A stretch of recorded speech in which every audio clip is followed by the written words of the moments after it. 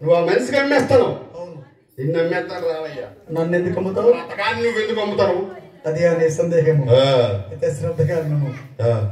ఆ హరిశ్చంద్ర చక్రవర్తి మా గురువు గారైన విశ్వామిత్ర మహర్షులకు రుణగ్రస్తుడై ఉన్నాడు కాబట్టి తనకు తానుగా అమ్ముడు పోతున్నాడు. బాగా గుర్తుకు తెచ్చినాడే. లేకపోతే నేను చెప్పని మర్చిపోదు. అతగాడే కదా నన్ను కూడా ప్రయోగించినది. నా ప్రయత్నము నేను చేసేదా. అతగారిని నేను కొనితిని వెళ్ళిపోతావు కదా. అవును. మరి అతగారిని నేను ఏ పని చెప్తే చేసేయాలి. సిద్ధముగా ఉన్నాడు. అతగారిని పోయినట్టే నువ్వు వెళ్ళిపోయా. వెళ్ళిపో.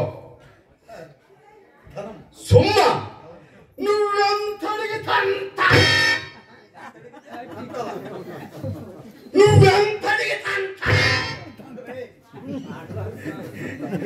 నేను డబ్బు అడిగితే నువ్వు నన్ను తంతావా?